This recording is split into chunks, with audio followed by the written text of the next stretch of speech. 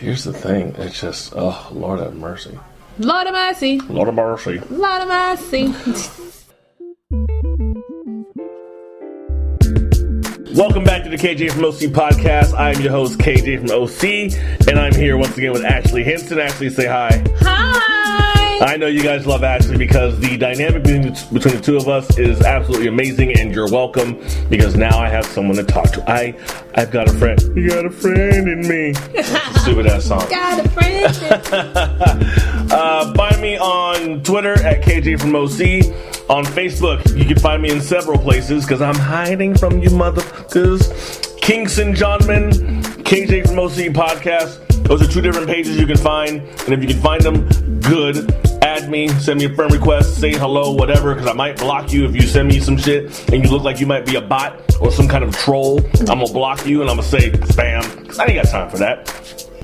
And also you can find me at KJ from OC podcast@gmail.com if you want to send me an email, photos of yourself or your girlfriend or your wife or your daughter who's above 18 years old. Ooh. Hello. This week we're going to be discussing the movie Get Out once again because this movie just got like 2-star ratings better. I gave it like a 7.5 last week. Now it has like a 9. The movie is that good, Ashley. You need to hurry up and see that movie. We're going to talk about South Central and why that is the worst hood movie I have ever seen. We're going to talk about Hate the Sin, Love the Sinner as a concept. We might even get into Alex Jones a little bit because he's just the worst actor of all time. And also we're going to talk about Key and Peele as a whole. Goonies, Ashley's favorite hip-hop album, Ben Carson. It's a lot of shit. I hope you guys are strapped in for the ride. Buckle up, motherfuckers. First topic. Ashley and I just watched as much of South Central as I could stomach. That has got to be, out of all the quote-unquote hood movies I've seen, from Friday to Boys in the Hood to Menace to Society to Don't Be a Menace, which is not really a hood movie, but you get the point, etc., etc. Yeah, Next Friday, Trespass, whatever. I don't even know if I'd consider Trespass that. It's more of a gangster movie. But anyway, that is the worst written I've ever watched for a 6.8 on IMDb. 6.8. That means it's almost 70% worthwhile. Like, I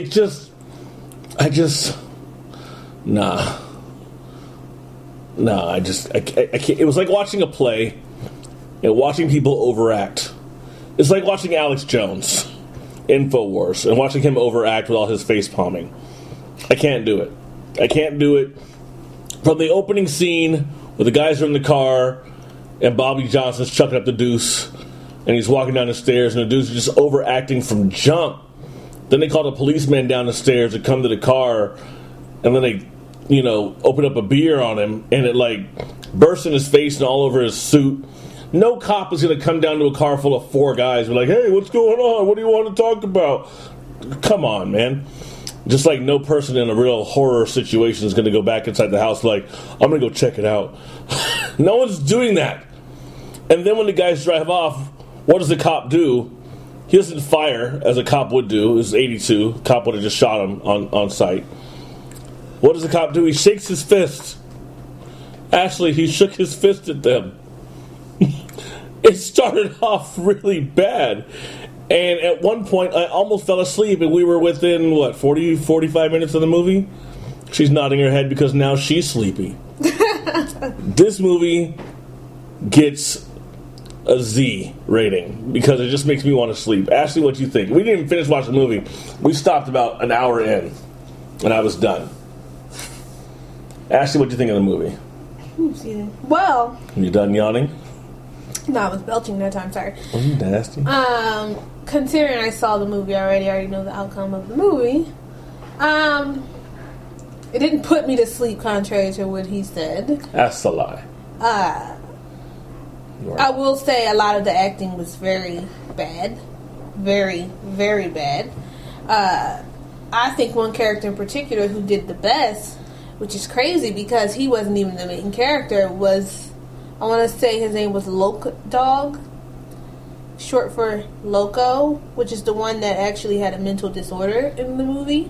He looked like he was on crack. And he actually played his role well. Like, you believed that he had a disorder. Bobby was okay. He was the lead role. But some of the other characters it fell a little flat for me. If it wasn't flat, it was drawn out and overdone. Like, it was it's just too much was going on. Overall, I don't believe it deserved a 6.8.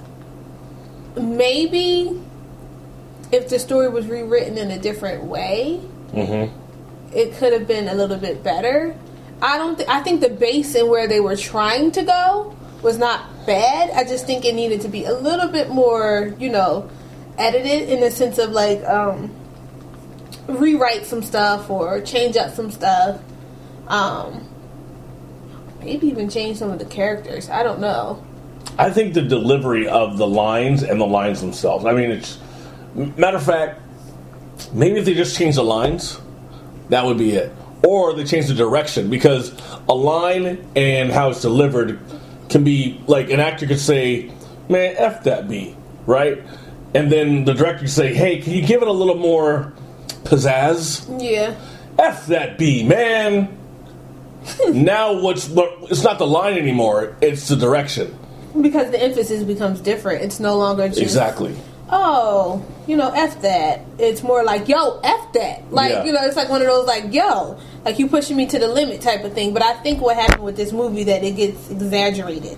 Very to much so. The T. And I feel like less is more when it comes to acting. Less is more. I'm not in the world-renowned actor or actress, but I mean, this is common sense. Less is probably more. It's probably better.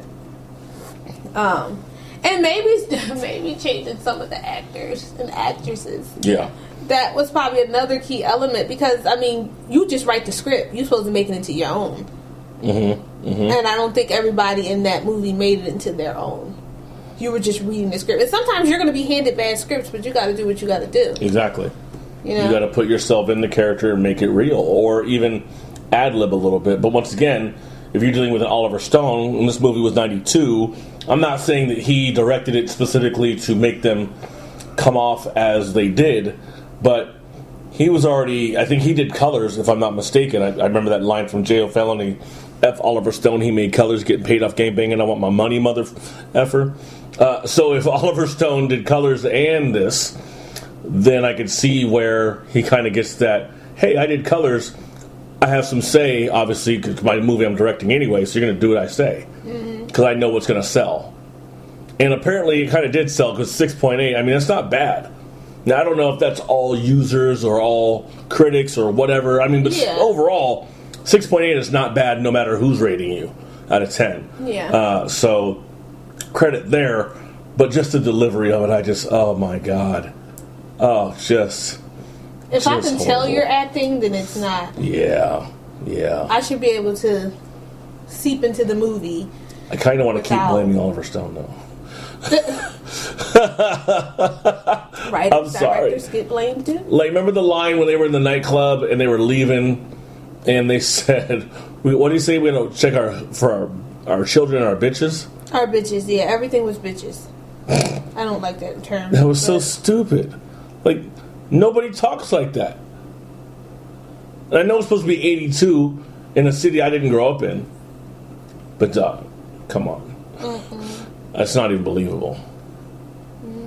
And the dude who wrote it was, I forget his name, but I Googled it a little bit ago, and I was like, this guy's written like 4 or 5 things.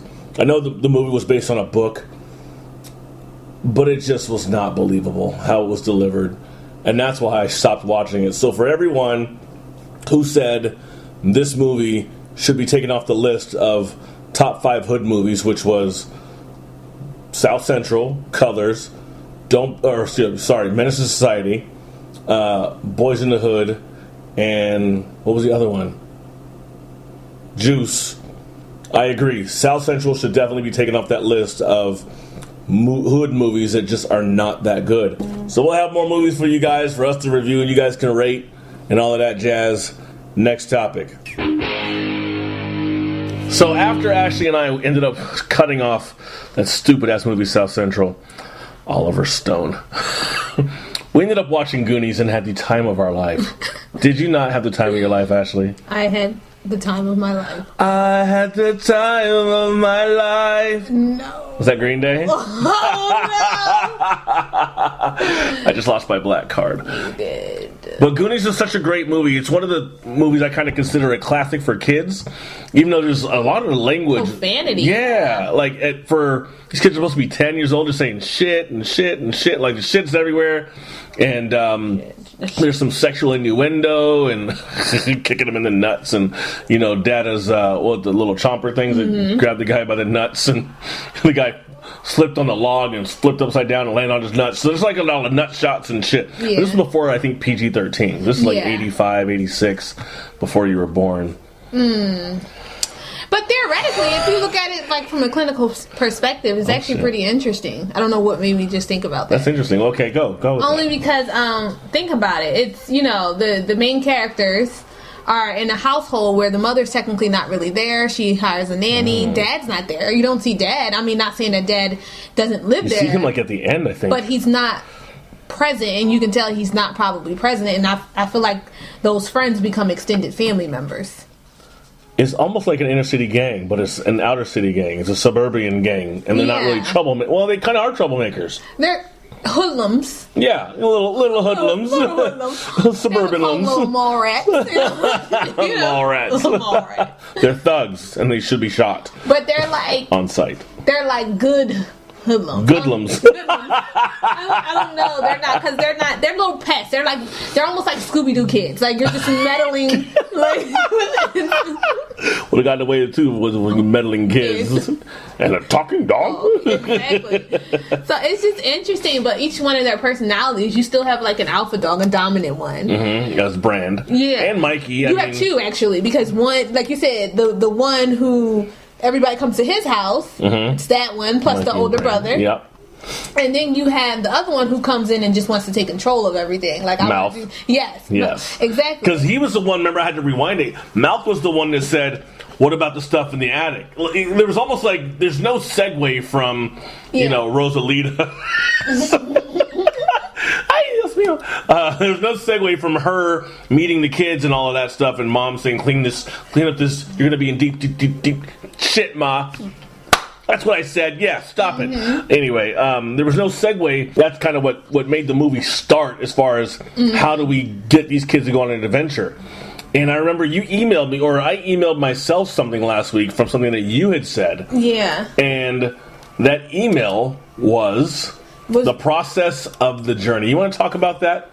Yeah, sure. I'm going to get to that in 2 seconds because I want to get it out before I forget it. That's what she said. I was going to say, whoa. I was going to say, I think those two characters, the young man who started the journey for them and the younger brother in the house, both, because I just said they both were Mouth and Mikey. They remind me of maybe far stretching it, but Sherlock Holmes and Watson. Oh, okay. Whereas you can't have one without the other in the film, and which is like they help each other in a sense. Yeah. But they're both alphas, but they still need each other in order to survive and to make the journey complete. Well, in order to complete the journey and keep it kind of like copacetic in a sense where everybody is still safe. They bring the team together. The other one may make the team fall apart, but they still, Mouth may have his moments where the team will fall apart, but eventually he's like, I got you. He's Watson in the end. Yeah. Whereas I feel like, you said Mikey, right? Is it Mikey? Yeah, Mikey would be Sherlock Holmes. Okay. Whereas though you're like it would seem switched because I do feel like Mouth would have the intelligence, but I feel like Mikey knows how to put it together. Okay, yeah. He's like a planner. He would be a planner. Whereas the Watson is the intelligence too, don't get it twisted, but it's just, you need him in order to help him. So it's like they help each other. Sorry, but I just had to say that. That was interesting. Okay, I never thought of that before. So tell me about the process of the journey. The process of the journey. Do you remember saying this over the phone? No, I do, because I think about this a lot. Because they always, let me not say they. I'm going to say when you go to church, sometimes at certain churches, not everybody's church is the same, everyone wants to tell you to just pray about it, pray about this or pray about that. Or let's just say you came into the church, and you just accepted Jesus Christ as your Lord and Savior. You know, you start off and you're on fire for Christ, you're fueled for Him, and then the question comes, what happens next? And I feel like that's the empty part that we don't get filled. And the reason why I say that is because that's the most important part. That is the process of the journey. Okay. You know, we start the journey accepting Jesus Christ, but what happens in the process? Because it's always, okay, we started, now we're at the destination, but how do you get to the destination? That's the important piece, an element or elements that I think is missing, not just in the church, but I think it's missing in general, where we're trying to get to the destination, but we're not getting guidance or help or direction on how to figure out the process of the journey to get to the destination, Okay. So, yeah. That makes sense. Because essentially what you're saying is that just there's not enough direction from the church to help people get from point A to salvation. I mean, granted, they have their salvation, but yeah, there's not enough direction from the church to get people from point A to salvation, even though they already have their salvation. But it's almost like you keep feeding people milk, and there isn't enough direction and growth as a cohesive church, or as a cohesive unit as a church, and that's problematic. And how that relates to Goonies is their journey was to go from, I don't want to have to move, right? We can equate that to the Christian side is, I don't want to go to hell. I don't want to have to move. Okay, so how do I go from I don't want to move to I can stay? We need to go find some treasure. We need to go find some treasure and get rich so we can, pay for what needs to be paid for and stay. How do I go from avoiding hell? Well, you need to find you some Jesus, and that's how you end up staying, not staying on earth, but at least how you avoid the thing that you're trying to avoid, which is having to move. In heaven, yeah. Exactly. So I kind of see, and they didn't really have direction either. No. They kind of created their own. And maybe that's part of what the church does is they don't want to give you okay, here are all the steps you need to do in order to, because there really isn't, right? It's almost like your journey as a Christian is different than my journey as a Christian, which is different than Jordan's, different than Mary's, different than Jazz. Everybody's journey is different, even though our eventual place to where we land is going to be the same. Yeah. But the journey is going to be different. But I didn't have anyone to really tell me about my journey either. What would it look like then for someone to tell you what the journey looks like or what it would be like? So, okay, so... Hills and valleys, just kind of... It could be. So I guess for me, when I mentioned the process of the journey, I'm saying be there when necessary. Because you're not going to give me a play-by-play, step-by-step on what I should do and how I should do it. But I'm saying if, in fact, I do go through my hills and my valleys, I need to know that you're going to walk with me through those through those moments of hills and valleys. Because you have some churches, pastors, preachers, deacons, whatever, that are there with you for a moment, and then as soon as something happens, it's like, well, I'm just going to step aside for a moment. And then it's just like, but no, that's the time I need you. So it's like, I mean by process, are you going to walk me through it? Are you going to help me walk through it? I don't need you to do it for me. I just need you to help me walk through it. Yeah. And just like on Goonies, no, they didn't get us play step by step, and I'm pretty sure they could have avoided certain stuff had they had direction on how to do it. Okay. You get what I'm saying? Like they had their map. But even the map didn't, the map had directions on where you're supposed to go, but it didn't give directions on, here are all the booby traps to look out for.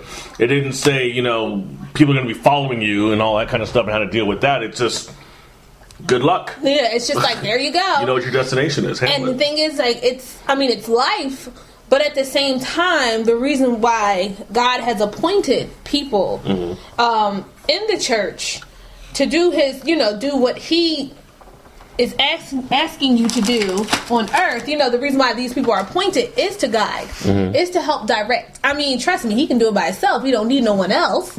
Right. But it's still the simple fact that I asked you to do this job. And we always say, and we laugh like, you only had one job to do. But that's true. You only had one job to do. And that was to bring people in to the church And that was for you. That was for you to help guide and direct them. This is why you have mentors. This is why you have spiritual directors of some sort. It doesn't matter if it's a spiritual father, a spiritual mother, spiritual sister, brother, whatever it may be. This is why you have these spiritual guiding, lights. Your Jiminy Crickets. These Jiminy Crickets. Now, I don't want you to do the work for me. That's not what I mean. But my thing is that help, kind of get this person on the ball, like get the ball rolling for the process to start taking place. You can't just say this person got saved and I'm just going to throw you to the side. That doesn't work. You know what I'm saying? It doesn't work like that because they still need some sort of guidance, some sort of direction in trying to figure out life. On a small scale, I kind of equate it to how you might go to a restaurant and you order your food, you meet your server, you order your food, you get your food, you pay your bill, and they leave you. You're still sitting at that table and you're just like, well, I still want some water. Maybe I want to order another dessert. And no one's come back to check on you in 20 minutes. And you're taking up all their space and they have not even checked on you. And you're just like, well, maybe if you did, I would have ordered something else just for the sake of ordering something else, Yeah. But, yeah. It's true. I mean, that's even in our position as clinicians. You do a check-in every week. Why? Because you want to know where they're at in their process. You want to know what's going on for you. Because you may be 10 steps forward, you may be 10 steps back from where you were, or where you think you are, or where you want to be. So it's just like, I think a quick check-in just to see where that person's at. See where you're at on your process and your journey. Just to just key in on, okay, do I need help here? Is there something that maybe I can look into there? Or, it's just different things. And I feel like sometimes they just leave you astray. And it's just like, oh, well, that's it. I'm going to give you like 2 books, read them, that's it. Oh, I'm going to give you a movie to watch, that's it. Like, that's not helping. Right. That's not helping at all. And then you wonder why people have these, questions. And I get it. We are definitely supposed to read our Bible. But can we get a little bit more information on, hey, what do you think is great to read in our Bibles? What do you think we should do when we have these burning questions and they can't be answered? Do we start a group? Do we get a whole bunch of people together that has the same issues or the same, burning questions that aren't being answered? Do we just take it upon ourselves and try to figure it out on our own, which can take the long way? Like, you just never know. It's so many different things. And in the Goonies, they just say, you know what, we just going to take it our way. We're going to take it the long way. We're going to do whatever we need to do. Like I said, half of that stuff could have been avoided had they had some guidance or direction, or had they came up with a better idea, but that was not, in the cards at the moment. Yeah. But they just did what they thought they needed to do. And mind you, they went through some rough patches, but eventually they found the gold. And that was purely by accident. So they should not have made it as far as they did, but they did. And Chester Copperpot hadn't made it, and that's when they realized we made it further than him. And then when they finally got to One-Eyed Willie in the ship. And I'm sorry if I'm ruining the movie for you. The movie's been out for 30 years. If you haven't seen it yet, you probably weren't going to, so shut up. But when they get to One-Eyed Willie and they get the gold and they're putting everything, and there's one thing that kind of just the camera focuses on was when they show how Mikey empties out his marbles and puts in the gold. And you can kind of equate that to new wine sacks and wine, and how you kind of dump out and put the new in, and I forget I think that's in Matthew. It's probably like in all 4 Gospels, but it's just one of those things where it's just like, well, you got to get rid of the old in order to get ready for the new, and you can't have wine in old wine sacks. That's right, new wine in old wine sacks, because they're just going to burst. I call it losing in order to gain. You have to lose in order to gain, and then you realize you didn't lose anything. Yep. You've gained more than what you thought you lost. Yep. So. It's almost like investing. It's investing. I put $50 in a 401k. Oh my God, I'm out $50. No, you're still your money. It's just going to grow, but it has to be somewhere else in order for it to grow. Yeah. Wow, that was the deepest conversation about Goonies and the Bible and the process of the journey. The process of the journey. Next topic. So Ashley and I just watched a couple things, and she does not look very happy. I swear to God, it looks like she is like, bruh, I'm tired. But she's not tired, she's angry. She's got a lot to say. But we just watched Aries Spears talk to DJ Vlad about Key and Peele and his take on why Key and Peele doesn't connect with the black community. And then we also watched the skit from a Key and Peele episode that DJ Vlad and Aries Spears spoke of that was about two slaves who were not getting picked, and then they got upset that they weren't being picked. Ashley, what's on your mind? Because you look like you have a lot to say right now. I don't know where to begin. Because you didn't laugh. Like there was a couple times I laughed when they didn't pick when the big slave got picked, and like how did they catch him? That was funny to me. Like, cause yeah, he's freaking huge. But I don't know if there was anything. Oh, and then when the slave master said, "I can't believe I have bigoted slaves," that was like it caught me off guard. So I laughed. But other than that whole 3.5 minutes, I did not laugh at all. Did I? No. I think I wanted to, because I wanted to find it funny, but I couldn't. I just don't know where to begin. You gotta start somewhere, girl. Clock ticking. I have my own issues with Aries Spears after the whole Tyrese thing, because that was my husband. But we'll talk about that another moment. Wait, so you're cheating on me? No, shut up. They had their little beef and squash it. But anyway, Tyrese not. in this segment, I think he was spot on with a lot of things that he was saying. Such as? Especially when he cleared up the whole Dave Chappelle, because he made a comment in the beginning, and I almost went in right then and there, because I was about to say stop. I did say stop the thing, and I was like, wait, let's keep it going. Let's keep him going. Yeah, with the whole Key and Peele thing, like I said before, and maybe you can help me remember what I said. I think I said I called them whiteface. Mm-hmm. And that's what Aries said. Yeah, it's like, did I say whiteface? I think you said like black dudes doing whiteface. I said whiteface. It reminds me of oh damn it! It was something about. It reminds me of it's like black people doing blackface. Yeah, or something like that. Black people doing like blackface or like whiteface. I said something like that. Mm-hmm. Only because he's right though. With Dave Chappelle, you could still connect with the culture and who he was. I feel like a lot of things he did hit a lot of the truth, and that's probably why he did get that pressure in Hollywood, and he probably did get that pressure of like, why are you making us out to be this? But I think it's just truth and reality that I think a lot of cultures, and not just our own, don't appreciate being thrown in our face because we don't want to accept it.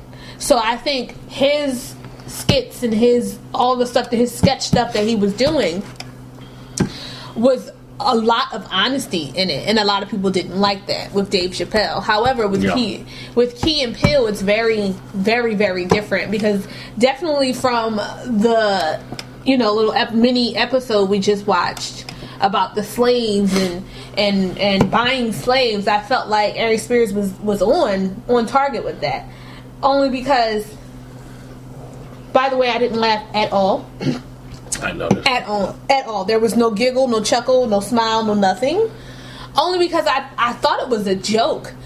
Only because it just didn't make any sense how you have two so-called black skin, and I'm going to say black skin males, who want to be picked as slaves. Like it's triggering their insecurity. It's triggering their insecurity, and you're really like fighting over the fact that you like, I want to be picked. And it's like, and he's right, if you're going to pick a topic such as that is very, very like on line. It's literally like we're teetering on the line right now. Yeah. With that type of topic, you got to go and make a home run. And I don't even feel like they even hit the ball at this point in time. I don't even feel like they hit the ball in that skit. And it was very linear. It was very just like, oh, that was just it. That was the one trick. And he's right. You didn't see a come up for the slaves. It's almost just like, okay, we gave in, and we're mad because we're not being picked. But that shouldn't have been the focal point of the sketch at all. It should have been, if you're going to tackle racism and slavery and stuff like that, then you need to make it where as though, especially being an African American, which is different from having black skin, it needs to be about them having some overcoming type of moment in there where it's like, okay, we're powerful, we're strong, we overcame this, or we're going to overcome this. Maybe we just beat the hell out of the master or something like that, just like in the Dave Chappelle skit. Something. But it didn't give that. It kind of appealed to the white audience, and it's just like, ha ha ha, this shit is funny, but it's like, nah, because you just kind of just said F all the black people. Mm-hmm. It almost felt like a slap in the face, really, because you didn't do this skit like you did a disservice, in my opinion. Yeah, it's like the Lil Wayne line from one of his rap songs. I'll beat that pussy up like Emmett Till. Yeah, bruh. That's not. It was sticky at that moment. You don't do that. I have not downloaded a Lil Wayne album since then. Yeah, I just found out about that. That's like a couple years old. I've heard that line before. Yeah, and that was sticky. That was stupid. I just feel like if you're going to be who you are, figure out where you belong. Mm-hmm. And I'm not saying you got to be hell-bent to this culture or this tradition or these ways or values of how we do it culturally 100% of the time.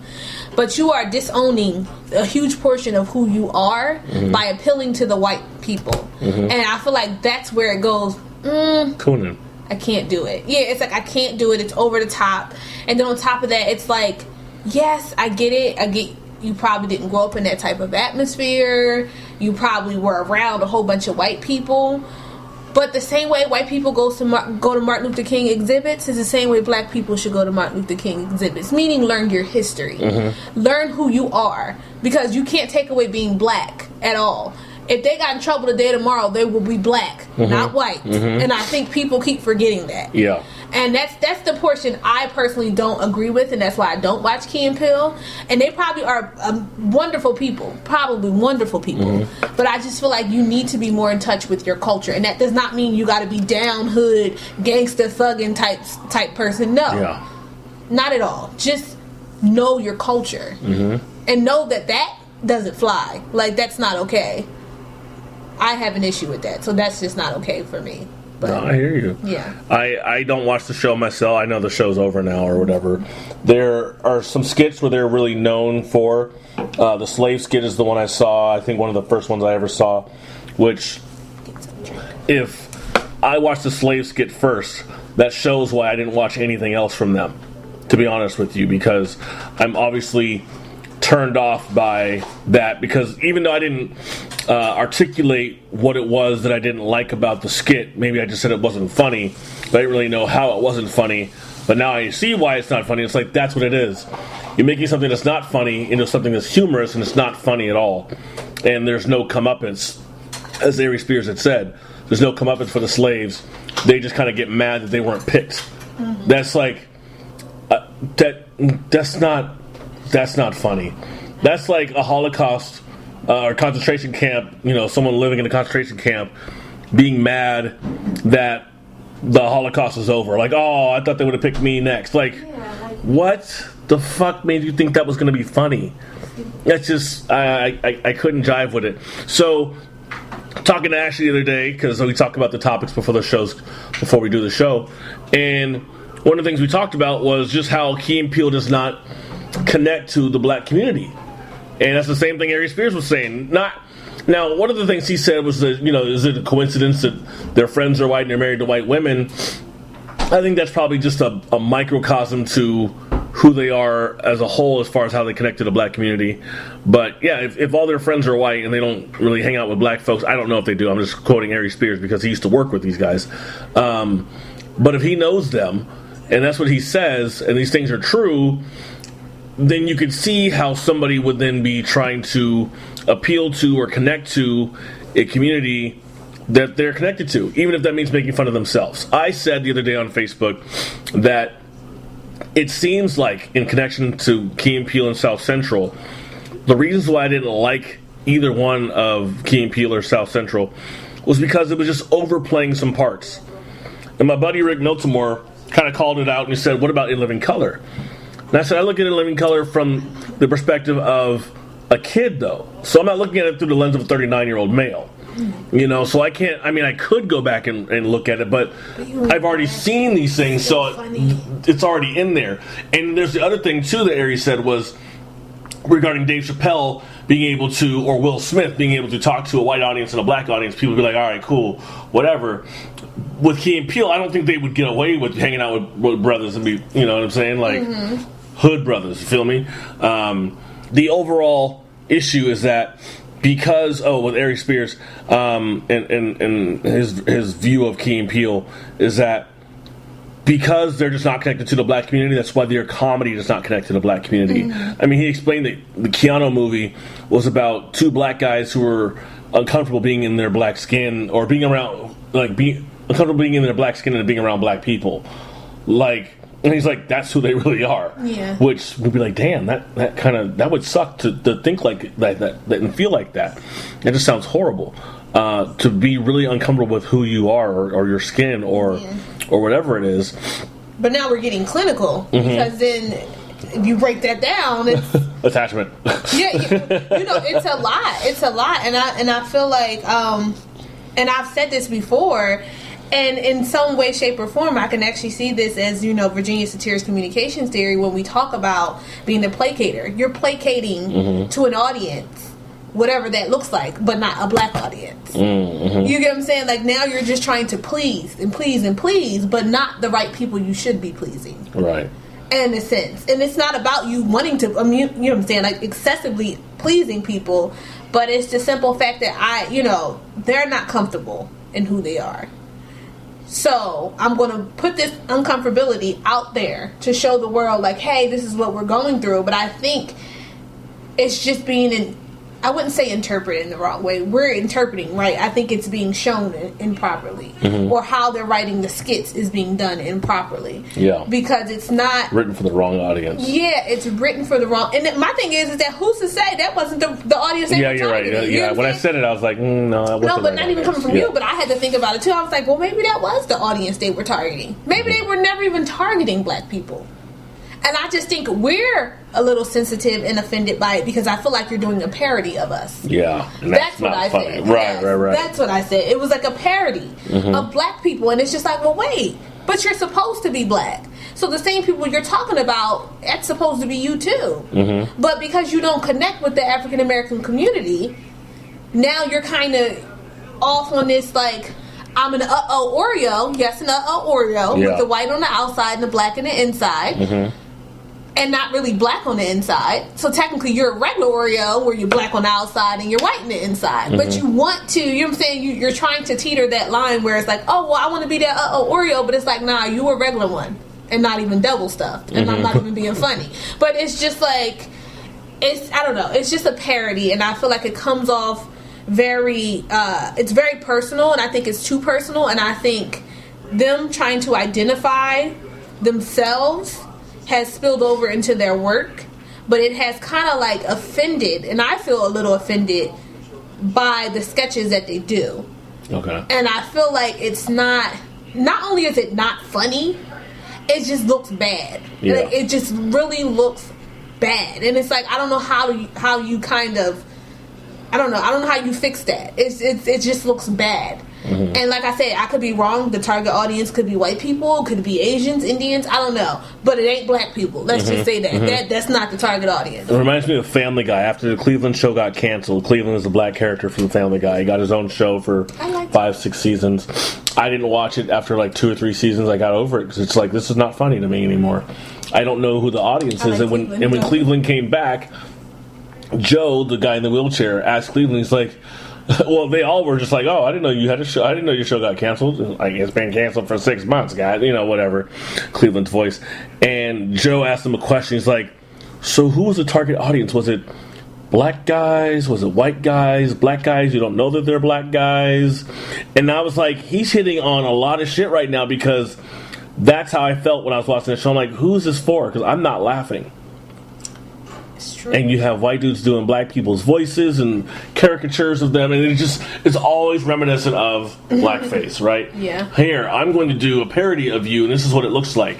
And it's just, people don't complain about that. When I say people, I don't mean black people.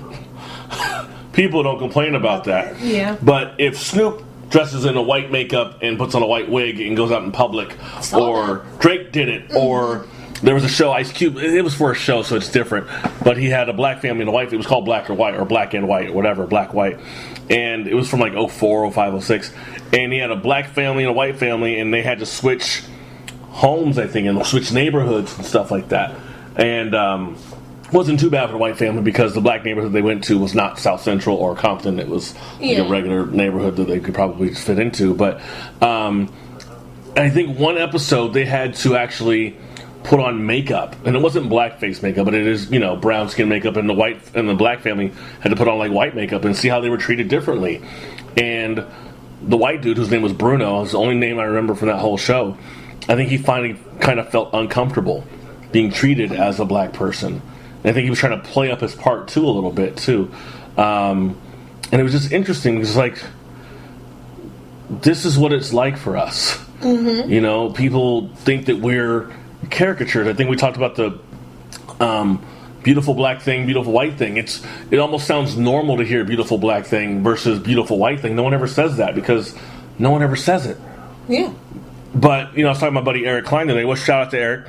And we talked about that. It's like no one ever says that, but it sounds normal to objectify women or black women at least in that regard. And it gets disgusting after a while because it's like, okay, I think we're done objectifying people. I think we're done doing the black face. We're done making fun of us. Can we just stop and just do comedy? Can you just do a comedy? It doesn't have to be about fat people, black people, white people. Just make it funny. If it's Chris Tucker and Ice Cube in the hood, and Ice Cube just got fired, let it be that. Like that's Friday, comedy, right? That's comedy. Yeah. It's not overplaying. That's who Ice Cube fucking is. Yeah. Right? That's kind of who Tiny Zeus Lister is. That's Big Debo, right? He kind of just seems like the type of motherfucker that would just take your damn chain. Chris Tucker is overplaying the role of a weed head. But it wasn't a black weed head. It was just like a weed head. It was a weed head, like right? Somebody addicted to weed. Exactly. It was good, and it was on target. It was on point. Yeah, there was a couple characters you like. Oh my god, that's crazy! Like the girl who said that's one. The girl was talking about she looked like LaToya Jackson or Janet Jackson looked more like Freddie Jackson. Oh, that's my girl. Yeah, from the Parkers. I forgot her name, but yeah. And then the one who was Ice Cube's girlfriend in the movie, Nia Long. No, the other. You're okay. So are we the one Nia Long that became the girlfriend, or that potentially? Okay, Nia Long. I was talking about ones that are caricatures in the movie. Oh, the one where the ghetto one that's in the car and she has her nails like yeah, that one. Yeah. Okay, I know what you're talking about. Oh, you look more like Freddie Jackson. That girl. Oh, whatever her name was. Yeah, I know what you're talking about. Yeah. And it's like she was from the Wayans. I don't like to see a lot of caricatures. I don't like seeing black people dancing all the time on TV and being buffoons. There's a tag team in the WWE called the New Day. I think they're very funny, but I'm tired of seeing them dance because it's always with the black people dancing. Junkyard Dog used to kind of dance a little bit. Coco Beware used to dance a little bit. Not that they don't have white characters who dance, but how many times do I need to find another black character or wrestler who dances or does something silly? Why can't he just be a fucking badass? Why can't that just be it? Bobby Lashley was a freaking badass. Didn't get over with the fans. But boy, let a nigga sing and dance. Oh, now he's over. Oh, we love that. Keep doing that.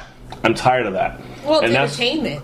It is. And even though wrestling is entertainment too, why aren't there black wrestlers who can just be badasses as opposed to from Uganda? There was a guy named Kamala who's the Ugandan giant. He had like a star and a moon on his belly. He had like missing teeth, and he had like face paint, and he had to have a handler. He had a manager on top of that. It was like he had to, like he was a savage from Africa, right? It's like, bruh, really? But it's all for entertainment. Even think about like slavery time, and like everything's about entertainment. Blackface is entertainment. Yeah. And we were only meant to fit the box of entertainment. And I do believe that we're beyond entertainment. It's the same with when it comes to basketball, football, baseball, any type of thing. Those sports are all entertainment. And they wonder why a lot of African Americans only get into sports and athletics. And they say, oh, well, they're not education-wise as far as like they don't get, 3.8 GPAs, or they're not in school for lawyers or doctors and doing this and that, because that's not where they want us. They want us strictly in entertainment, but we're more than entertainment. And it's a shame, but it stems not only just from education and stuff like that, but it goes straight into, comedy. It goes straight into wrestling. It goes straight into all the other things that we do. And it's unfortunate, but they have us in this entertainment box, and that's where they want to keep us. Right. And I don't mind black entertainers, obviously. I'm just saying the ones that become caricatures. I don't mind seeing a black dance, like Chris Brown singing and dancing. That's his thing. I'm not hating on that. I'm just saying as far as wrestling was concerned or whatever, it just becomes this, can we stop doing the same thing over and over and over again? And so how it all relates to Key and Peele, I was thinking, I wonder how many people of my Facebook friends that would respond that are black actually like Key and Peele. I know I have family and I have friends. Now, to the 21 people who responded and said that they liked Key and Peele, only 2 of them were black. Or maybe 3. Let me see. 1, 2, 3, 4. 4 were black. That's it. I'm interested to know how it relates, or it's very different from Malibu's Most Wanted. Now, I brought this up only because that was an actual white boy doing a parody of someone who was black. Now, I wonder why that landed and the Key and Peele didn't. It's safe. Okay. It's safe. I'm a reference Family Guy again, because Family Guy is a woke show, whether you like to think about it that way or not. Brian the dog and Carter Pewterschmidt, Lois's father, went out to go clubbing to get Lois to get off of the drugs. Lois became a model, and she was out partying one night. And Carter and Brian went to go get her, or maybe it was Peter and Carter, went to go get her. And they had to go to a nightclub, and they weren't dressed properly, so they had to go back and dress kind of hip-hoppy, whatever, right? Backwards hat, saggy pants, whatever. And I think they said that they were rappers. And one of the girls that they encountered were like, "Oh, cool, at least you guys are safe," or something like that. But that was just like, the line is intentional, because that's how people view white people like Kevin Federline. Oh, he's saying he's not going to hurt nobody. Exactly. But boy, if the game came through, shit. It's like, well, the game does. Okay, wow. Wrong dude. The game might shoot your ass. Make it the goals out on you. You may want to chill on that. But let designer Panda come out. Maybe he might scare somebody. Let me come out. I've never committed a crime a day in my life this year. So, but I would scare somebody because of my size. But there are white dudes we've gone to school with that are bigger than me that have not. I don't think anyone says that they're scary, and I don't present myself as a scary person. I'm going to hug you, and I might even try to get your number and grab your ass. Not you, but someone else. I'm just saying. That's the creepy part. But I'm just saying, as far as scary, you know what I'm saying? It's okay when the little white girl, Danielle, whatever her name is, Catch Me Outside, How About It, says that shit. And it blows up on the internet. Now she's in music videos and Instagram blowing up, and people actually want to fight her. Which I don't understand. Why do you want to fight her if she hasn't said nothing to you? Because she offended.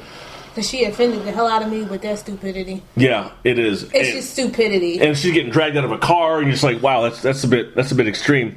But the whole point is like, well, what is it about that makes her so popular? What is it about what she said that makes her so popular? Oh, is it because she's white, so we know we could take her? Where if it was a black girl who said it, they'd probably be like, "Oh, okay, I don't want to take." She looks like she kicked someone's ass. Then she would be scrutinized, ostracized, and then she would be called aggressive.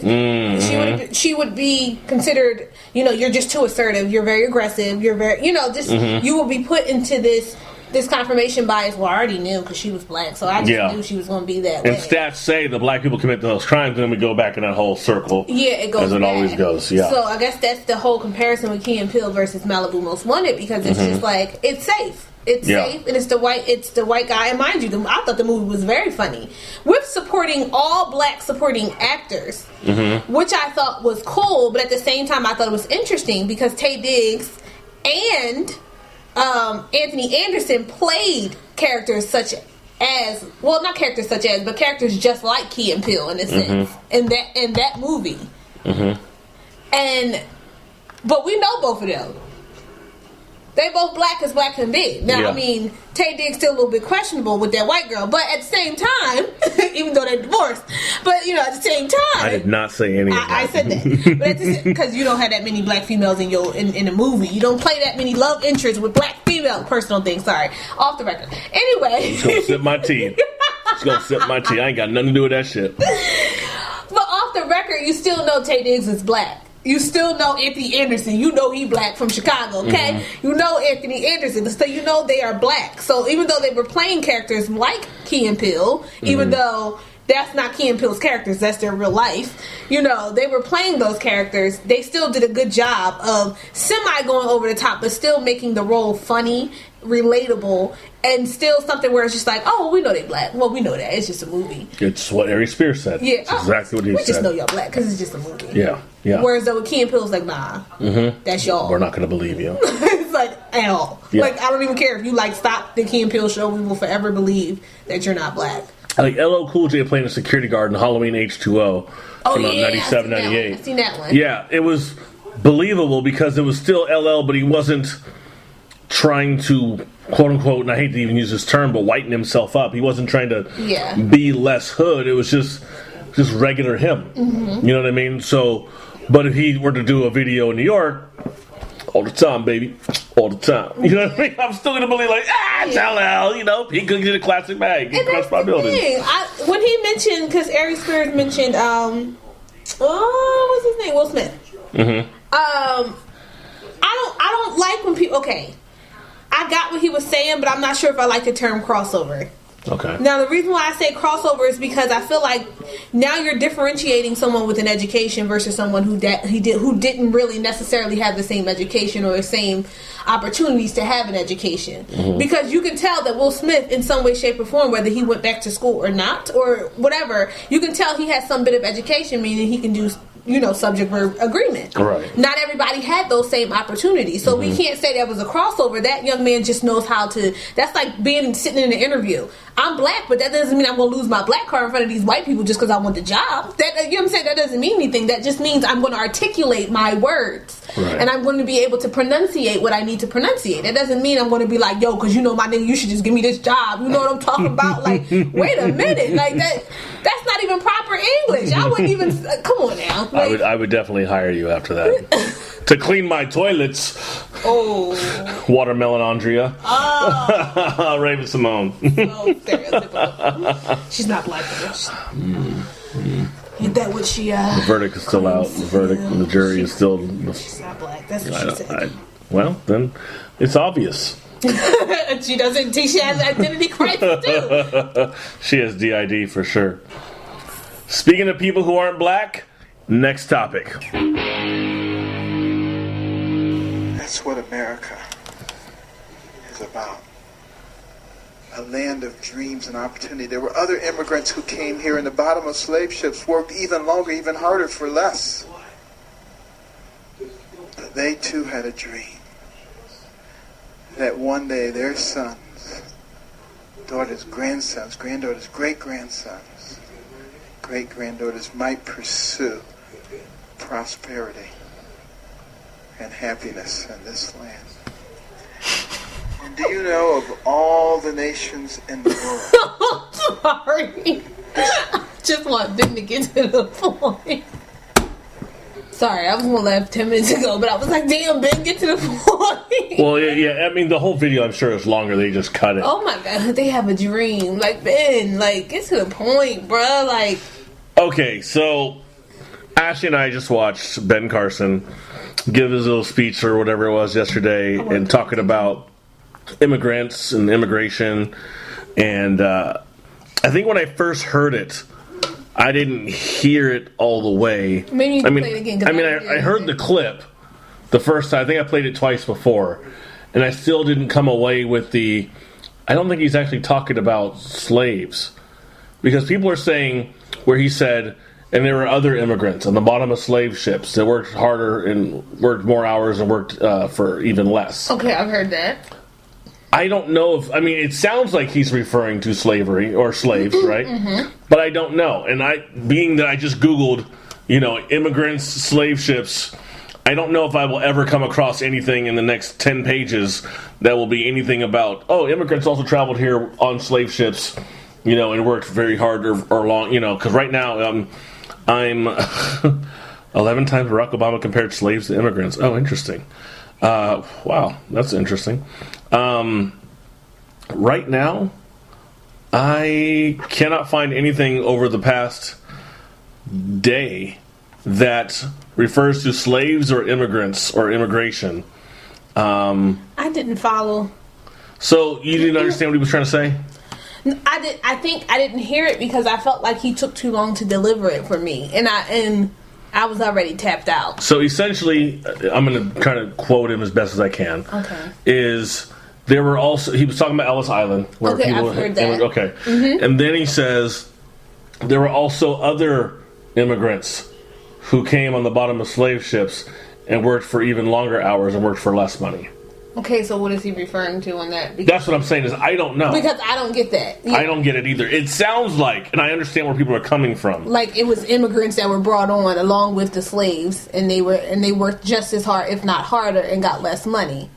No, I'm saying, so what you're saying is that Ben was referring to, or it sounds like he was saying there were immigrants who also was on board on the ship with African American slaves, who also worked just as hard, if not harder, than African American slaves and got paid less.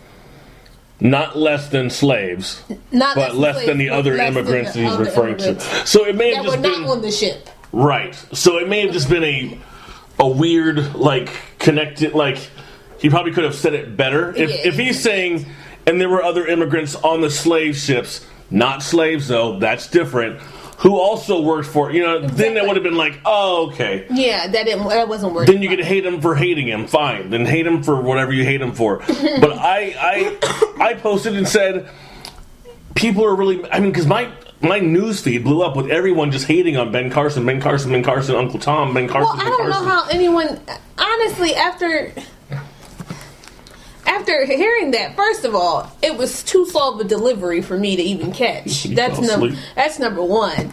Number two, I just think he said it wrong. I don't think it was intentionally meant to disrespect or to offend. Mm-hmm. And maybe I need to go back and hear it again, which I probably will at some point in time. Go and listen to it again. But I didn't catch it. I mean, I was falling asleep, so I definitely didn't catch it. So I don't get it. I feel like there's bigger issues than Ben Carson. So that is just okay, pick your battle. Really pick your battle. Yeah. I feel like we're now just picking any damn thing. Because what's happening is, I was talking to my buddy Eric again.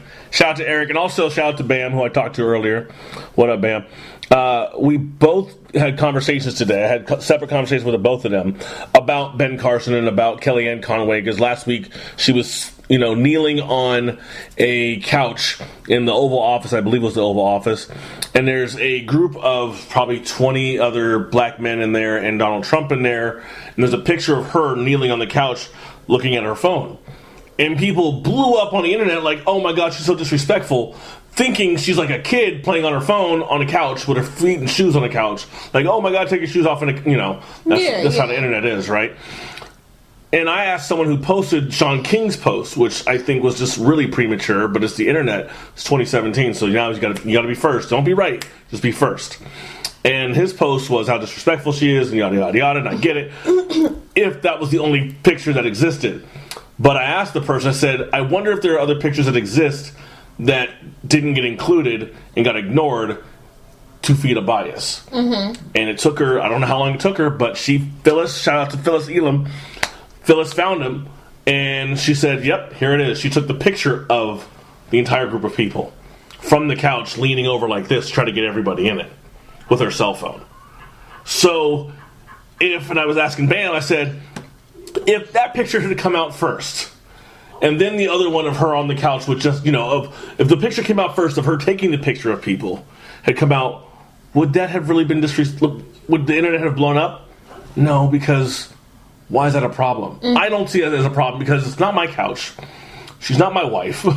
These are not my friends, and he's not my president. So I don't care, right? So it's the confirmation bias.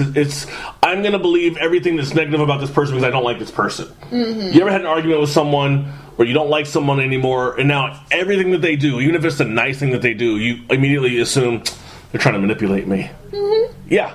And it's confirmation bias, right? I don't like you. I think you're an evil person. I think whatever. So anything that you do, I'm now going to believe is negative. I know people who are like that.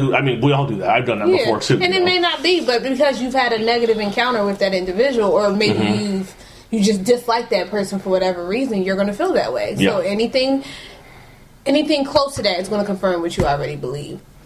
I just think people are just very sensitive. We're working on it. But I'm like on page 4 of the internet, slave ships full of immigrants. Oh, here we go. And I saw something a minute ago that said 9 times Obama referred to something as, and that would be interesting. Compared slaves to immigrants. I hope it's not a bunch of videos, maybe just text.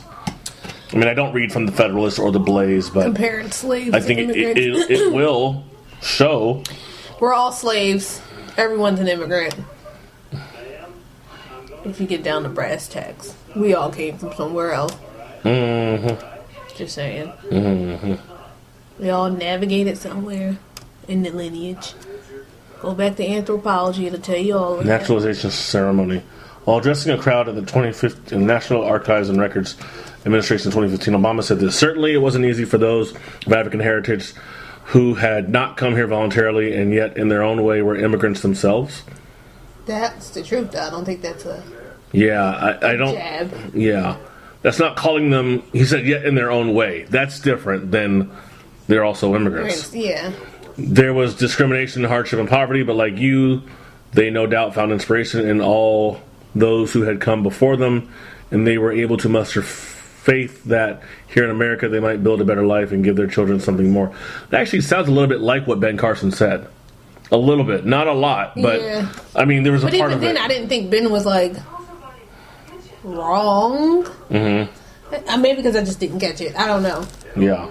And I'm not trying to find anything wrong with Ben said. I'm just saying I didn't personally catch it. The delivery was too slow for me. 3 years earlier, he says, "We say it too often. We sometimes forget what it means. We are a nation of immigrants. Unless you are one of the first Americans, a Native American, we are all descended from folks who came from someplace else, whether they arrived on a Mayflower or on a slave ship, whether they came through Ellis Island or across the Rio Grande." Didn't I just say that? What? We're all immigrants of some sort.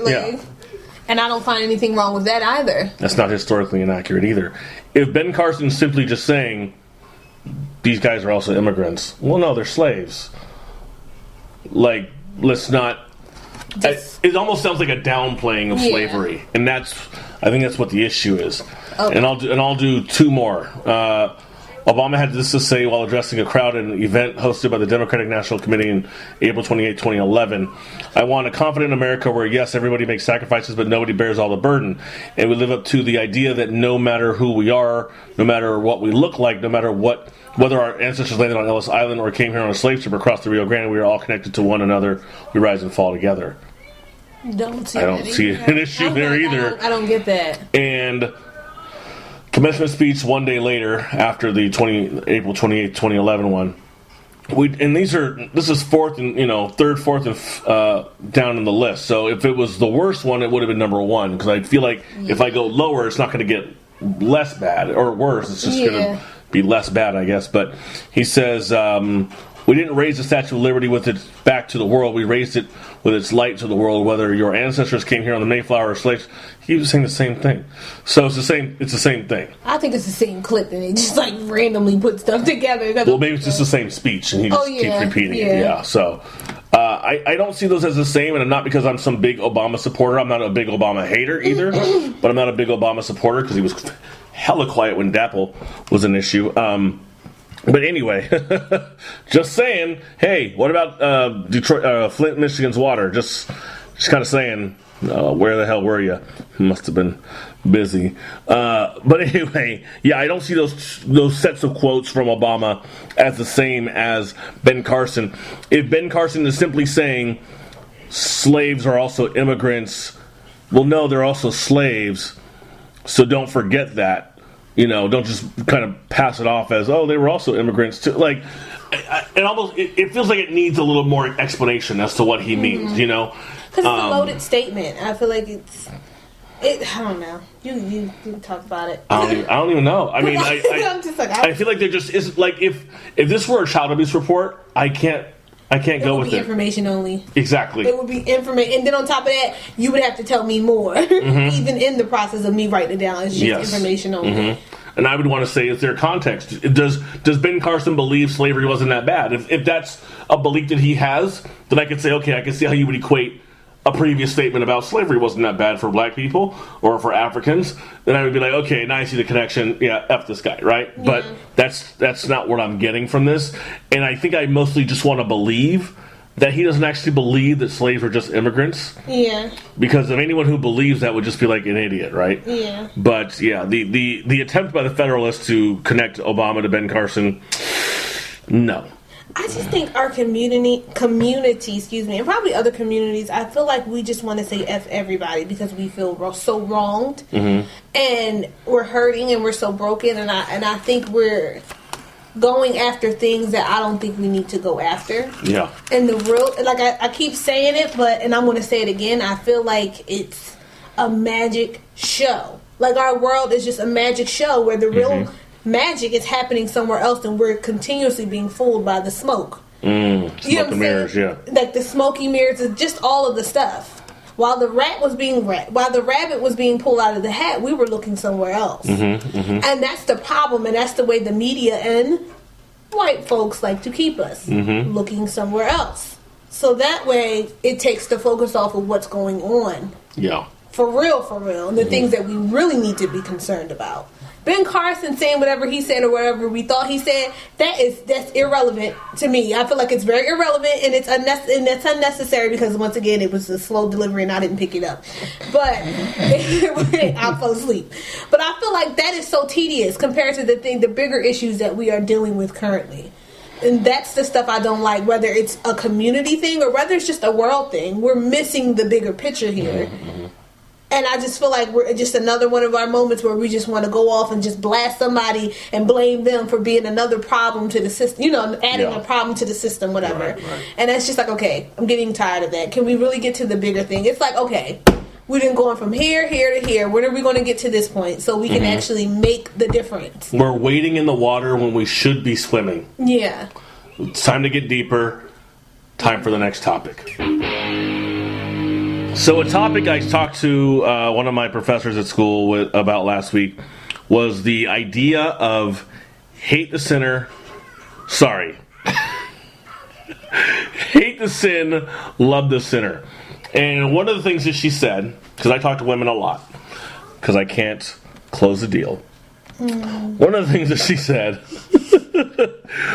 was, she says that when it comes to Christians, and conservative Christians for that matter, yes, conservatives, we're talking to you. It's the idea of, if you're going to, why lead with hate anything? Why not just lead with love people like Jesus loved people, period? Leave it at that. Instead of hate the sin, you have to hate the sin. And then you can always go biblical, and I had to kind of look it up real quick because I'm like, I know there's a section of Bible, I know there's like something in 1 Corinthians or something like that where the Apostle Paul talks about who will not be inheriting the kingdom of God. And if you look at 1 Corinthians 6:9, he says, "Or do you not know what wrongdoers will not inherit the kingdom of God? Do not be deceived, neither the sexually immoral, nor idolaters, nor adulterers, nor men who have sex with men," verse 10, "nor thieves, nor the greedy, nor drunkards, nor slanderers, nor swindlers will inherit the kingdom of God." Stop right there. So he covered 9 types of people who will not inherit the kingdom of God. It's not just homosexuals from the Christian perspective, right? We're talking about the Christian perspective. We're not saying that you're all bad people. We're just saying, as far as the kingdom of God, heaven, if you're not following Christ, which would mean walking away from these sins, right? Being sexually immoral is one. Not being an idolater. that means not to have an idol above God. That's 2. That could even mean money. Not to be an adulterer. Are you sleeping with another person's husband or wife or something like that? Men who have sex with men. I think the same could be said for women who have sex with women. So that's 4. Nor thieves. Means if you steal. Nor the greedy. That could be big-time companies who think they're full of Christians and they're really not, because you're greedy. You're not sharing. You're not loving. You're not giving what you got from God. God gave you these opportunities, probably on the backs of slaves, and then eventually you profited from that, etc., and moved on and got your own big business, right? Your big company. You're being greedy, and you're underpaying people, and you're feeding people some shit that they shouldn't be having. That's on you. Nor drunkards. So if you're just going around getting drunk all the time, creating your own alcoholism, look, I know we're all in the DSM-5 somewhere when it comes to some kind of disorder and things that we've been through, but how you process what you've been doing, how you handle that, whatever your adaptive behavior, be it maladaptive or bueno adaptive, I don't know, what do you call it? I don't know. Coping mechanism, whatever coping skill you have for whatever you've been through. Being a drunkard, which might just mean someone going out getting drunk, maybe fighting, I don't know, but that's kind of a different thing. But that's 7. Nor slanderers. People who go around talking shit. This like gossip columnist, maybe? I don't know. Mm-hmm. Someone who goes around talking bad about all their friends. But yeah, no slanderers, no people who are maybe running gossip columns, TMZ, hello. And then swindlers. People are going to steal money from you or try to cheat you out of money. You know, you could try to find a street magician. He's a swindler, right? Mm-hmm. And we're talking about not a one-time thing. We're talking about a lifestyle. It's one thing to commit a sin, right? We're all going to commit sins. Have I committed sins like having an idol? Sure. I probably was worshiping money or my car or my job at some point. Was I an adulterer? Not really going to talk about that. Was I a thief? Was I a drunkard? Was I a slanderer, a swindler, etc.? Have I done all these things? Sure. Is that how I'm living now? Abso-freaking-lutely not. Because if I am, then that means who has not taken over? Mm-hmm. The Holy Spirit. That means I haven't really submitted fully to Christ. And if I haven't fully submitted to Christ, then that means these things can and probably will still be present in my life. Now, why are we focusing on hating the sin is so much more than just loving the sinner? And so I want to call people out when I hear people say that kind of stuff, because I don't say this phrase. And I said, hate the sin or love the sinner is an interesting concept. A bunch of people hit like. Some people who are atheists hit like because they knew where I was coming from. Mm-hmm. Some people who are Christians replied and said, I like this. I'm not going to say any names because it sounds like I'm trying to call people out, but it's just a lot. It says, well, I love this. I agree with this, and I try so hard to practice this. I see it differently as most. I hate that my ex-husband had an affair and ruined our family. I hate that he lies, cheats, and takes from everyone, but gives nothing and plays the victim. It doesn't change the fact that I love him. Personal therapy, sweetie. Yeah, she... for one, giving me the most amazing tiny human. She has a son. That she's blessed to have him call her mommy. And by 2, teaching her more about herself than anyone ever has, including how incredibly strong she is when shit hits the fan. And 3, things about herself as a wife that she fell short on. 4, most simply and importantly, that he is my brother in Christ, and that just like Jesus died for my sins, which happen daily because I'm human and screw up, he died also for his, and it's also my job as a Christian to pray for him and love him the best of my ability, which makes sense. My response was, overall, I'm just wondering if we hate certain sins more due to culture. And she says, I think certain identifiable characteristics and behaviors are more taught to be hated by certain socioeconomic groups. I don't know that ignorance, intolerance, and bigotry fall into the hate the sin, love the sinner category unless you're talking about loving those types of people in spite of their intolerances. I said that we are supposed to love and be loving to all people despite their sin, but we are not, and kind of pick and choose what sins we will openly condemn, which ones we kind of ignore. I'm going to discuss it further with Ashley Hinson on the next show. So with Ashley Hinson, what's your take on hate the sin, love the sinner? Is that a phrase that you subject yourself to?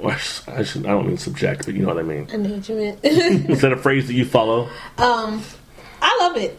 I enjoy the phrase. Mm-hmm. And I think the reason why is because we talked about earlier, I've had, friends and people that I've known being in the dance company who were homosexual. And I know a lot of people, especially within the church, does not agree or do not agree with the lifestyle. in which they live.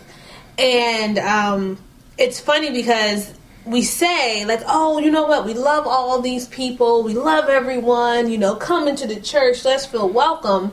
But you make people who choose to live the lifestyle of homosexuality the definition of their life.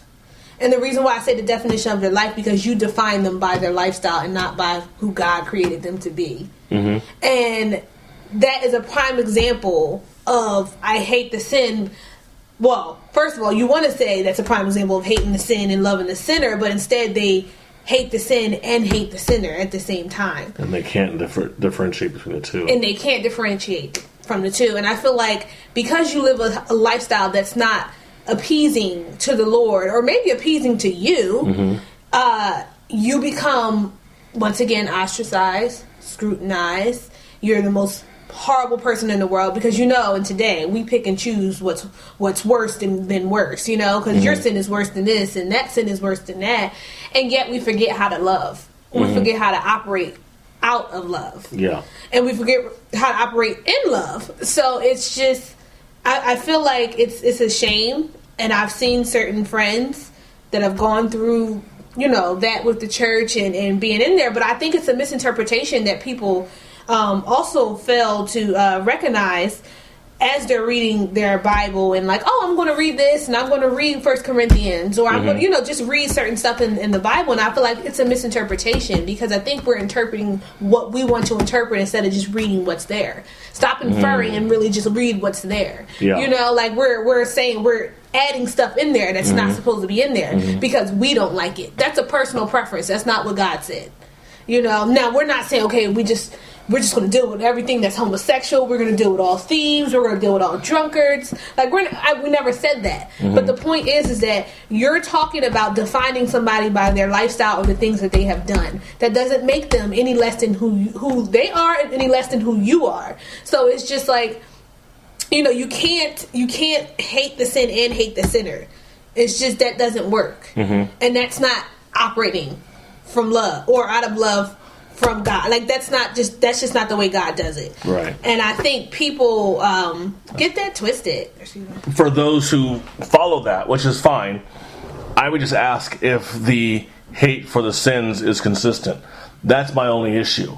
Because when I say we, I just mean people in general, Christians, whatever. If you're hating homosexuality as much as you hate drunkards, if you're hating homosexuality as much as you're hating swindlers and people who are greedy, and you're sticking up for free market, but then you understand where greed comes from, and you're not, you know, denigrating greed as much as you're denigrating homosexuality. Well, which one is really worse for the culture? Is it two guys having sex in the privacy of their own home, or a nightclub, or a spa, or a bathroom? Or a car. Because statistics say, just kidding.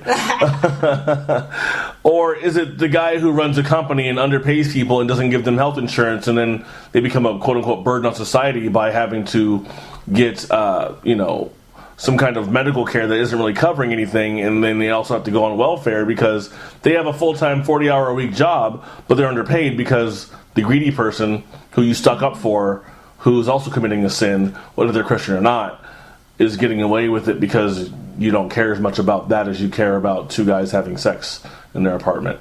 We're picking and choosing. We are. And that's the issue with hate the sin, love the sinner. I think we're doing too much of hating the sin and not enough of loving the sinner. And that's the problem that I see. Yeah, we're doing too much apple picking. Yeah. So which ones is good? So how do we fix it? Is it fixable? I don't know. Well, I mean, I don't personally like the term hate. That's very strong. But, I mean, I think that's a good question just for all the people out there in America on Facebook. You know, on Instagram, anywhere else, Twitter. Like, how do you fix that? Because it's, you know, the places we're supposed to go are the main places in which this is being practiced. And it's kind of hard because it's supposed to be a church family. You know, it's supposed to be a church family, and it's not.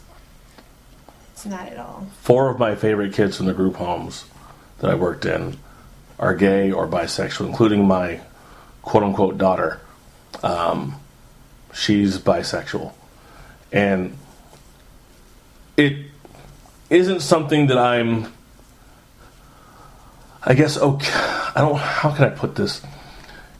It's not something, but you don't like it, right? And I've let her know that, and I think the reason I let her know that was because she was equating it to God brought me this girl to love and be in a relationship with, and I'm like, if you're, yeah, and that's where I had to correct her. Yeah. I said, what if God doesn't want you to be with a woman or a female, right? And she's like, WTF, but she said the whole thing, and kind of was mad at me at first, and I have to explain this so you understand where I'm coming from. I'm not coming from a place of, hating you or anything like that. It's just, I want you to understand that your perspective of this may not be of God. It might be of the world, because the world has completely changed in terms of, at least America has changed in how they perceive homosexuality over the last, 8, 10, 20, 30 years even. There was a show, Three's Company, one of my favorite shows of all time, where the only reason a guy could live with two girls is because he was supposed to be gay. Right? And he had to go around acting all kind of fruity and stuff like that.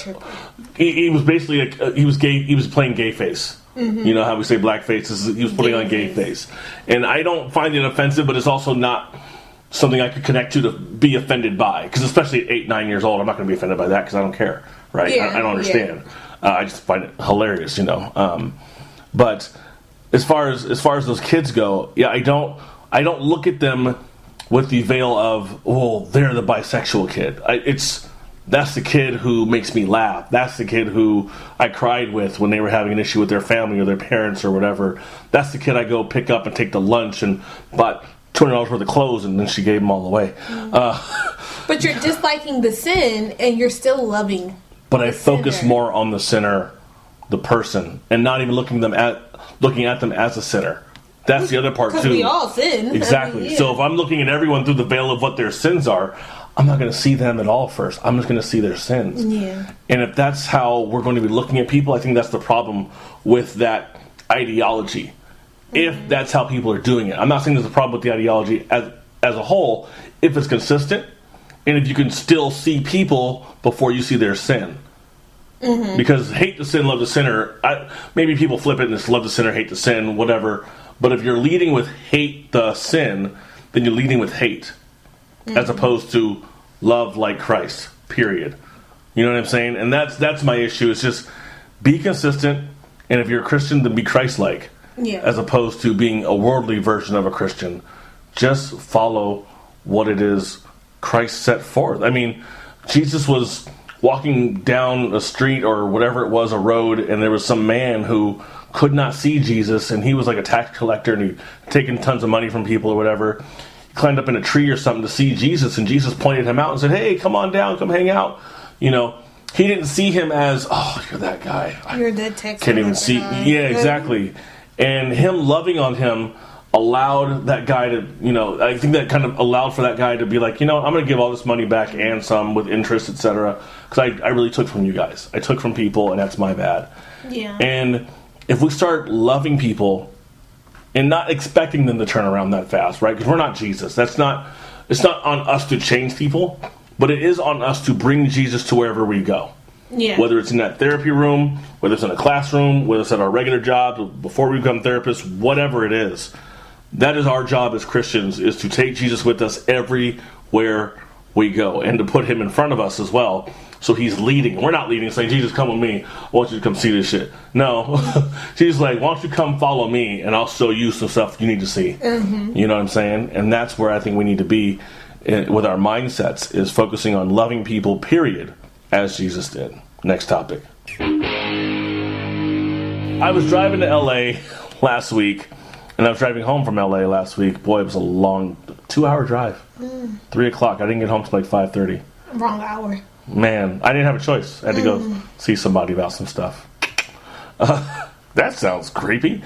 Anyway, on my way down and on my way up to LA, I played an album that I've loved for the last 16 years. 16 years I've loved this album. It's called Lucy Ford by a group called Atmosphere, who's a group you've never heard of. No. Am I right? It's a dude, a white producer, and the rapper is a quarter black or something like that, and 3/4 white. Looks like a white dude, but he's just a dope rap. I was reciting lines to you last week.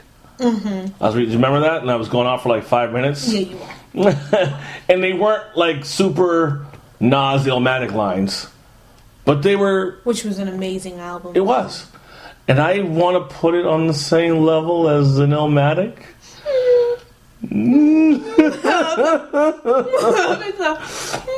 And I say it like this: it's not dope lines that you can just take a bunch of one-liners. Mm-hmm. Dope lines in a full story. Okay. Where it would be like if the whole podcast was me rapping, and everything just flowed, every single piece of content, you'd be like, "That's impressive."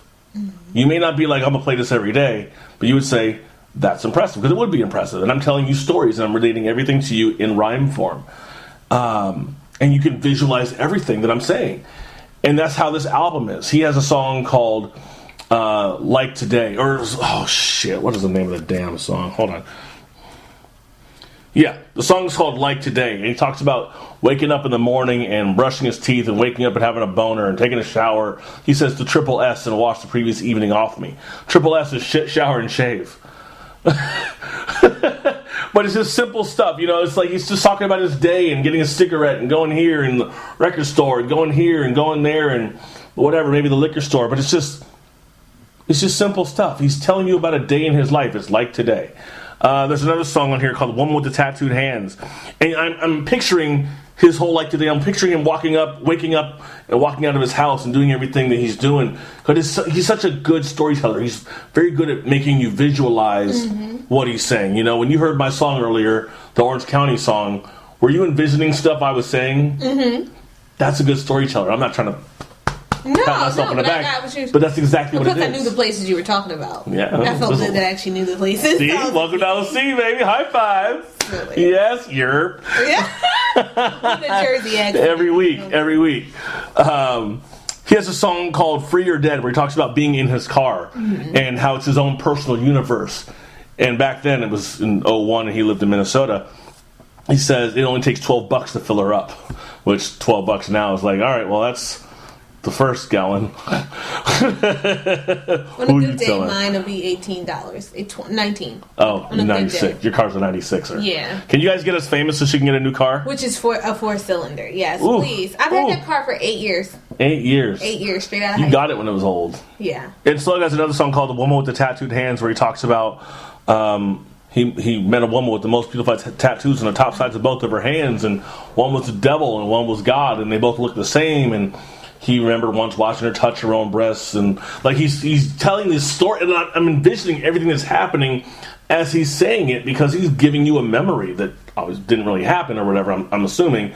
But still, he's just that good of a storyteller, and he has 2 other songs, Nothing But Sunshine, talking about the death of his parents. His father killed himself in a silo, which isn't true. And another song, the same song, where he talks about the death of his mother. And there aren't any rappers that you've ever heard of aside from him. He's one of 2 rappers on the entire album. There are 1, 2, 3, 4 different producers. And it's 16 songs of what I think... in 2015, it ranked number 14 on Fact's 100 Best Indie Hip-Hop Records of All Time. That's pretty high. Mm-hmm. Of all time. And that was 2015, and this was already 14 years old. And I think actually it was older, because it came out in 01, so that's right, okay.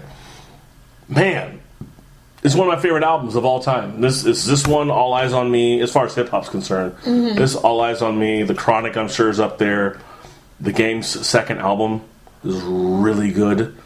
Ice Cube's Predator. Bone Thugs and Harmonies. I like Bone Thugs. BT&H Resurrection. I'm surprised you didn't put Hove's Blueprint on there. Blueprint's dope. Eminem's Marshall Mathers LP, the first one. Mm-hmm. Pharoah Monch's Desire album. You better not say Illmatic, or I'm gonna like. Illmatic is dope. Illmatic's up there. Mobb Deep's Infamous. Mobb Deep is good. Mm-hmm. DMX's first one, It Started Hell Is Hot. Wu-Tang, 36 Chambers. Like, these are all albums that I would include this indie album in that mix because it's just that good to me. I wouldn't include a Biggie album. Sorry. You hurt my Sorry. You didn't even say Pac either. You heard. I did. I said All Eyes on Me. Oh, you did say All Eyes. I did. Even though Me Against the World is better, and Are You Still Down? Remember Me is still even better. But I like. But that's posthumous, and it's not the same. You wouldn't put any Biggie. Wow. I'm not a Biggie fan. Life After Death was better, in my opinion, sonically because of the beats. Yeah. But when I hear Ready to Die, it sounds like Tupac's Are You Still Down? Remember Me, which was recorded in '93. And it came out in '97 because he said when he heard Ready to Die, he's like, I gotta redo my shit because he basically just did my entire album. He copied my album. And when I hear it, I'm like, this is exactly the same content. Like, it's said differently, but it's the same content. Machine Gun Funk is Open Fire. Suicidal Thoughts is, what was the name of the song? Could they have been in the same headspace? They were friends. That's what I'm saying. So you, but still, it's like you're kind of in the same. You headspace. took your boy's concept, though. I don't know if but who took what? Tupac said when he heard Ready to Die, he was like, I have to change my whole album because he did the same concept that I did. I think. And I heard that interview in '96. Yeah, I just think it's kind of. You're like, well, they just kind of did the same thing. Look, we both have a bias. We both have a coastal bias. Well, we have a coastal bias because I like Biggie, of course, because he's. And Tupac came out first. Yeah, I just think it's something on the bottom of here. Sorry. I don't know. I think sometimes that's a little too much. I don't even want to add that in there. What I was about to say, but I just feel okay. No, I have to because it's only going to make sense. Sometimes when. And you're like, where the hell is this coming from? Sometimes when females are with each other for a certain amount of time, not with each other like that. My eyes perked up like, hello.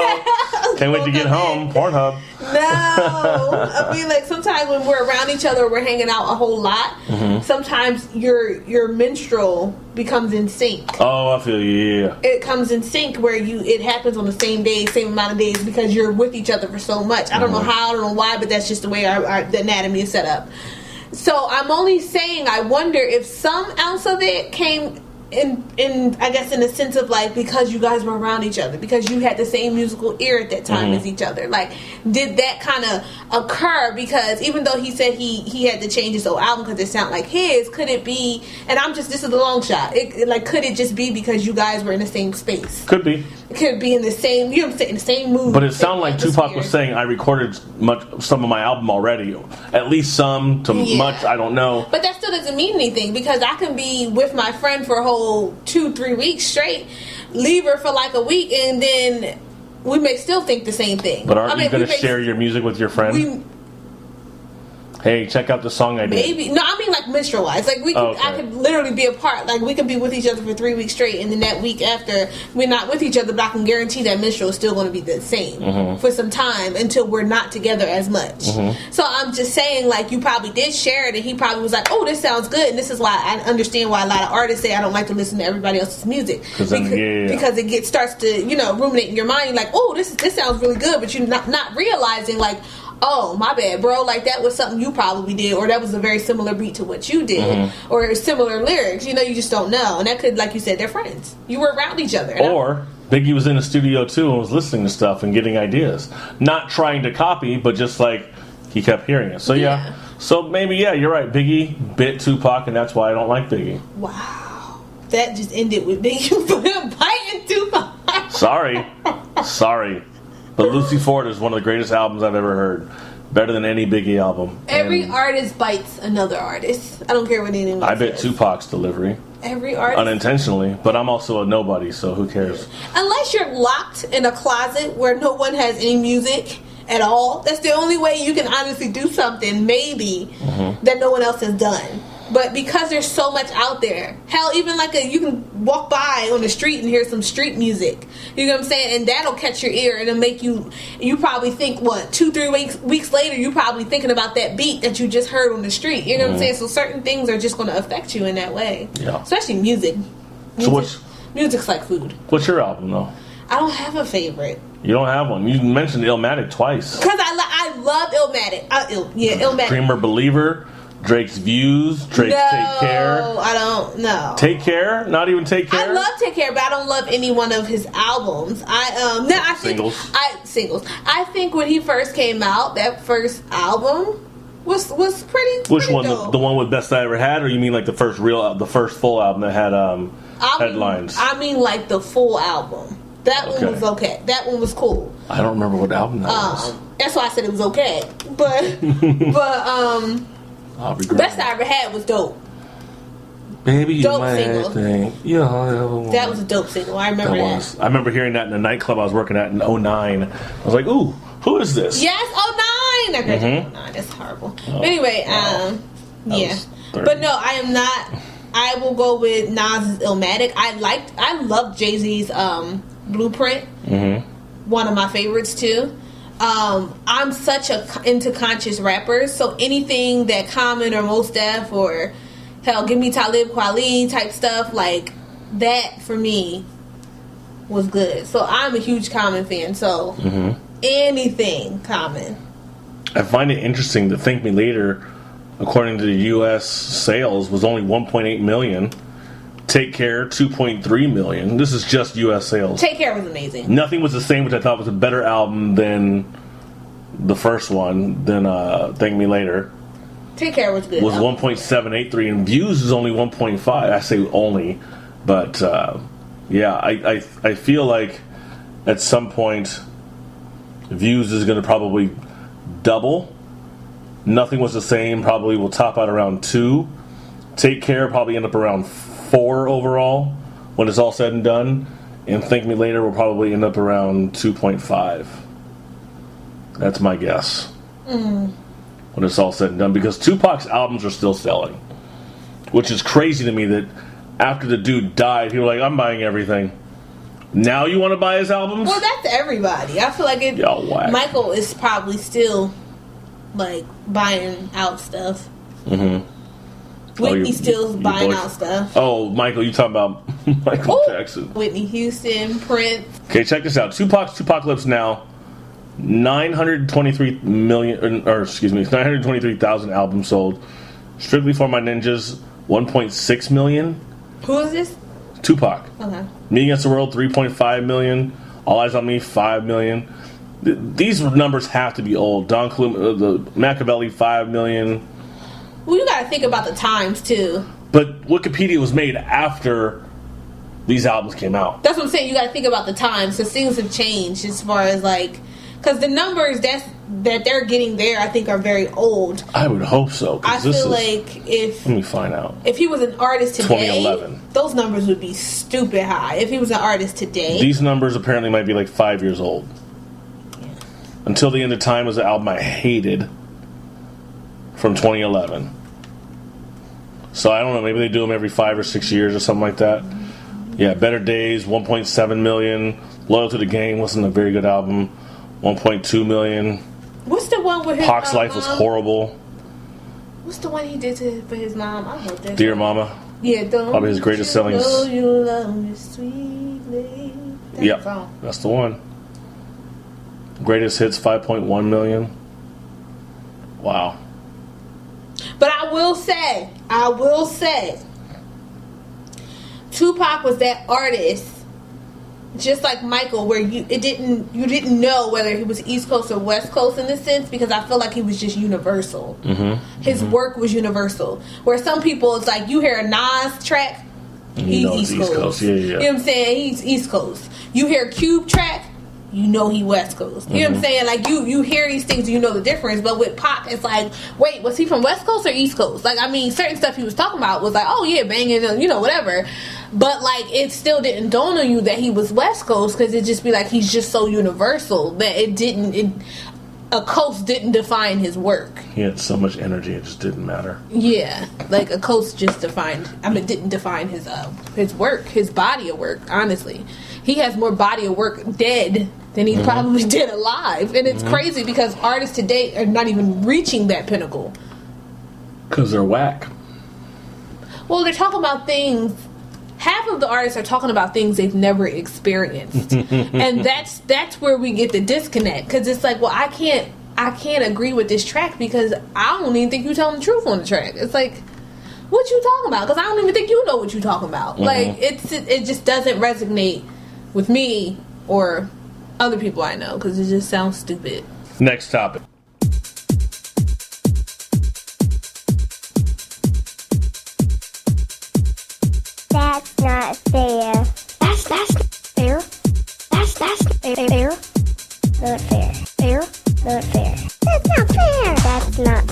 fair. That's not fair.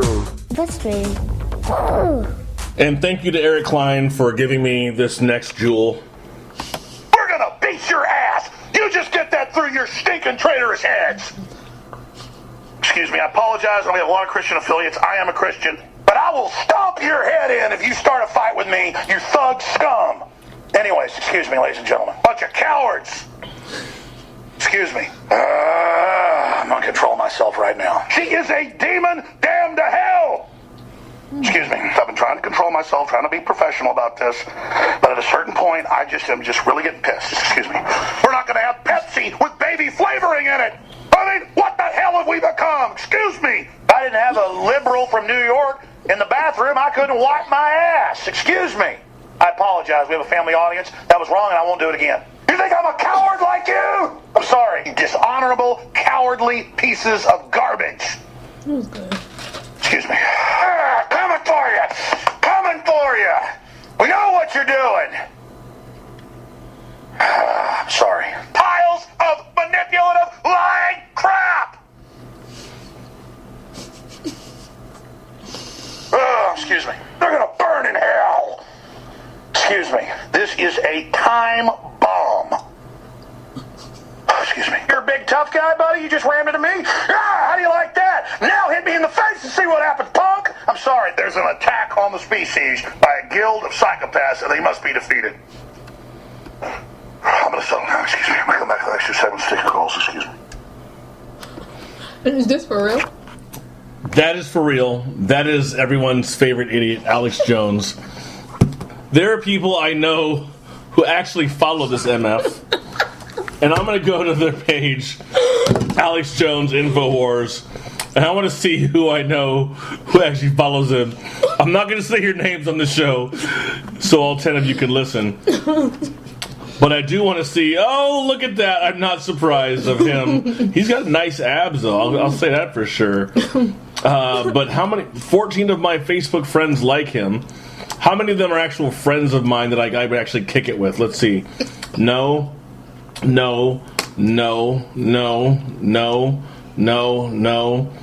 really surprised. No. That's 8, 9, 10. And there are 12 others. Okay, there they are. 4 others. People. One of them I've actually hung out with. This dude is retarded. Her I actually went out with. I met her years ago online. Mm-hmm. And she's actually a black female. She's the only black person in this group. Now, she may not... I can't speak for everyone on this list of 14 who are Facebook friends of mine who actually listen and follow Alex Jones or whatever. But one thing, okay, just because you follow someone doesn't mean that they're the same person they were when you first started following them. Mm-hmm. Doesn't mean that you're following them because you like them. You could be following them because you troll the shit out of them. And you could also follow them because you like them. You know, so I don't know what everyone's reason is. I do know there are definitely some conservatives in here who, why do I keep rolling over his abs? Fucking A. Like, dude, can you take your He-Man shit and just move it out of the way because I'm drooling and I don't like that I'm checking my sexual preferences currently and just kind of wondering, well, maybe I could do them. No, I'm not going to do nothing. Yeah, it's just, I'm kind of surprised. But then certain people I'm not really surprised. There's 1, 2, 3, 4, 5, 6, 7, 8, 9, 10, 11. 11 people I know who are at least conservatives who actually would like that guy. And that's the thing that really kind of trips me out is that guy seems like, I mean, does he look like a tool? Do you know what a tool is? Mm-hmm. Mm-hmm. Does he seem like a tool to you? I was just trying not to laugh, but it was hard. It was, wasn't it? Because he looked crazy. Like, he looked nuts. Yeah. That is literally... Excuse me. You see him looking off of the cameras, too. You can just see, like, is he waiting for cues? He said, like, I will never do this again. No, that could have been the last time they just put it in a different spot. Who knows? I don't know. But how many last times did you have? Yeah. Like that. Excuse me, ladies and gentlemen. Excuse me. As you go off, you should not have a show if you're going to go off that many times. Like, yeah. That is, especially like something that's public like that. Like, you don't do that. Mm-hmm. Oh my gosh. That is not okay. I was trying not to laugh because that was just like, what? We have to watch it again just so I can laugh. I can't because I don't know where it is anymore. Well, that's the show this week. Ashley, say bye to the people. Bye. We loved having Ashley on. I'm probably going to come back next week and have her eat some chicken again because that's what Ashley likes. Ashley loves some chicken. They love chicken. Yes, they do. Anyway, you can find me on Twitter, KJ from OC, KJ from OC, podcast@gmail.com. My recorder's running out of space, so I need to hurry the hell up. And you can find me on Facebook, KJ from OC Podcast, and KJ from OC personal Facebook page. Thank you all for joining me on the KJ from OC Podcast, and I'll see you next week. Peace out.